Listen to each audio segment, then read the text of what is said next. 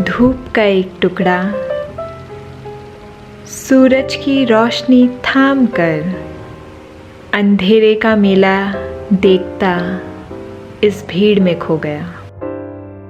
2 घंटे पहले ये प्लेट ऐसी दिखती थी, पर जैसे ही धूप का टुकड़ा पड़ा और थोड़ा सा मैंने डेकोपाज आर्ट किया तो प्लेट ऐसी दिखने लगी। वीडियो स्टार्ट करने से पहले मैंने डेकूपाज वर्ड का प्रोनाउंसिएशन सर्च किया था। फ्रेंच वर्ड है, इसलिए बोलने में थोड़ी सी परेशानी आ रही है। ये आर्ट फॉर्म या फिर क्राफ्ट भी कह लीजिए, लगभग 12th सेंचुरी साइबेरिया में ओरिजिनेट हुआ और आशा है इस वीडियो को देखने के बाद 21st सेंचुरी के इंडिया में भी आप ट्राई करेंगे। इसको पुअर मेंस आर्ट भी कहते हैं। क्यों कहते हैं और कैसे ये क्राफ्ट करते हैं, चलिए देखते हैं।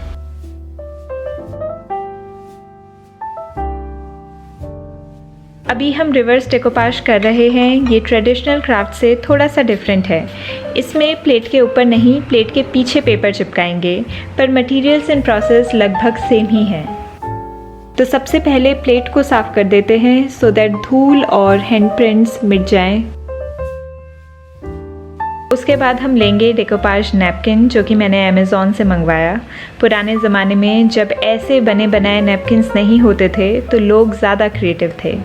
वो यहाँ वहाँ से डिज़ाइन ढूंढते थे, इकट्ठा करके रखते थे और इस तरीके से कोलाज बनाकर चिपकाते थे कि एक कोहेरेंट आर्ट दिखे। अभी अमेज़ॉन ने काम ईजी कर रखा है, तो बस मुझे इस नैपकिन को प्लेट की साइज़ का काटना है। ये नैपकिन प्लाई के साथ आता है। प्लाई मतलब पेपर की ये लेयर जो आपको हटा देनी है सो दैट डिज़ाइन पेपर अपनी थिनेस्ट फॉर्म में हो। उससे फ़ायदा ये होगा कि पेपर किसी भी कर्व्ड सरफेस में, जैसे कि इस प्लेट में, ईजिली विदाउट मच रिंकल्स चिपकाया जा सकता है।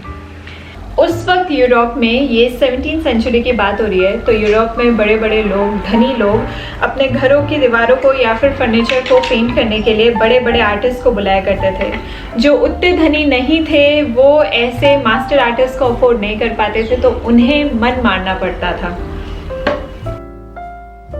खैर, जैसे ही डेकोपाज का एंट्रेंस हुआ यूरोप में, तो लोगों को मन नहीं मारना पड़ा।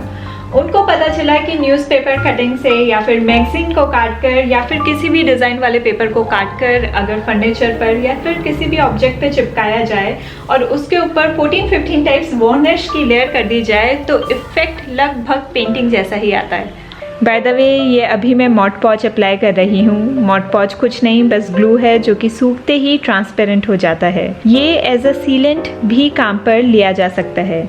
ये वाला मॉड पॉच डिश वॉशर सेफ है। इसका मतलब पेपर चिपकाने के बाद भी इस प्लेट को धोया जा सकता है और इसमें खाना खाया जा सकता है। ये प्रोसेस अफोर्डेबल था, साथ में ईजी भी। जैसा कि आप देख ही रहे हैं, मैं क्राफ्ट करते करते आपसे बात कर रही हूँ। तो इस क्राफ्ट को पुअर मेंस क्राफ्ट भी कहा गया और देखते देखते ये पूरे यूरोप में फेमस हो गया। तो अब हम आएंगे मेन पार्ट में। जो हमारा डेकोपाज पेपर है उसे प्लेट में चिपका देना है अपसाइड डाउन। पेपर की सीधी साइड मॉड पॉच के डायरेक्टली ऊपर होनी चाहिए। बहुत सारे क्रीजेस एंड रिंकल्स आएंगे पेपर के ऊपर, क्योंकि हमारी प्लेट कर्व्ड है और पेपर स्क्वायर। बट हाथ से लाइटली डैप करके कोशिश कर सकते हैं रिंकल्स कम करने का। ये धीरे धीरे ही करना है, cause paper thin and fragile है, टेयर भी हो सकता है। अब इसको सुखाने के लिए रख देती हूँ। तब तक के लिए देखते हैं कि उस खिड़की के बाहर क्या क्या चल रहा है। यहाँ बंदर भाई लोग खूब खेल कूद मचा रहे हैं। बस इनकी कृपा बनी रहे आप पर और मुझ पे भी, तो सब सही चलता रहेगा।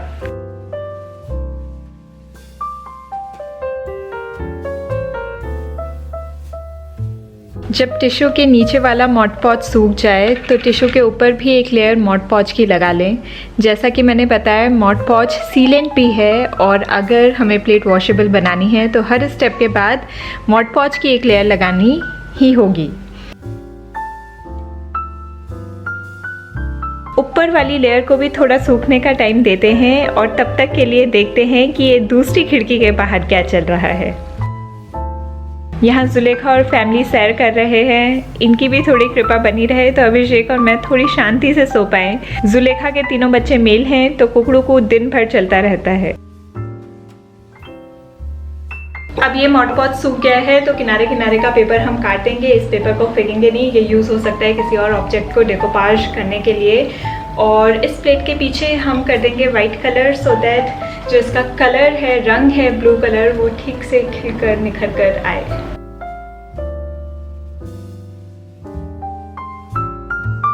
तो ये क्राफ्ट कॉमन जनता के बीच इतना फेमस हुआ कि बात महलों तक पहुंच गई। ये फैशन स्टेटमेंट सा बन गया और रानियों ने भी इस क्राफ्ट को एज अ हॉबी अपनाया।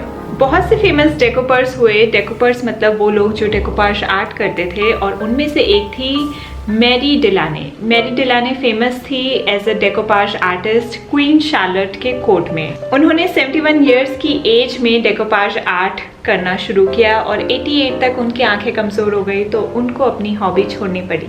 इनके decoupage art and craft objects अभी तक एनलाइटनमेंट गैलरी ब्रिटिश म्यूजियम में शोकेस्ड हैं।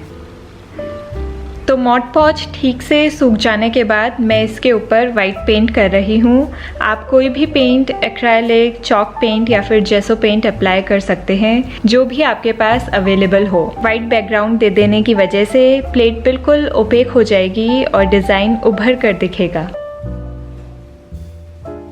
तो ये पेंट सूख जाने के बाद दोबारा हम मॉड पॉज की एक लेयर लगाएंगे प्लेट के ऊपर। जैसा कि मैंने बताया, मॉड पॉज ग्लू होने के साथ साथ सीलेंट भी है, तो मॉड पॉज से सील कर देंगे, जिसकी वजह से ये प्लेट धोने के लिए भी तैयार हो जाएगी। वैसे तो मेरा प्लान इसको धोने का नहीं है, मेरा प्लान है इसको उस दीवार में सजाने का। 4 प्लेट्स है मेरे पास, मैं चारों में डिफरेंट कलर्स के डिफरेंट डिज़ाइन के पेपर लगाऊंगी और पीछे जो वॉल है वहाँ सजाऊंगी।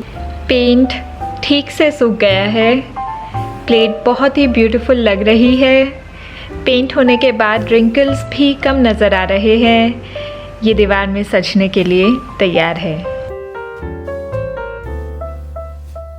अगर आप भी डेकोपाज ट्राई करेंगे तो मुझे पिक्चर्स ज़रूर भेजना। तब तक के लिए अलविदा। मैं मिलूंगी आपको नेक्स्ट मंडे एक नए वीडियो के साथ। अंधेरे का कोई पार नहीं, मेले के शोर में भी खामोशी का आलम है, और तुम्हारी याद इस तरह जैसे धूप का एक टुकड़ा।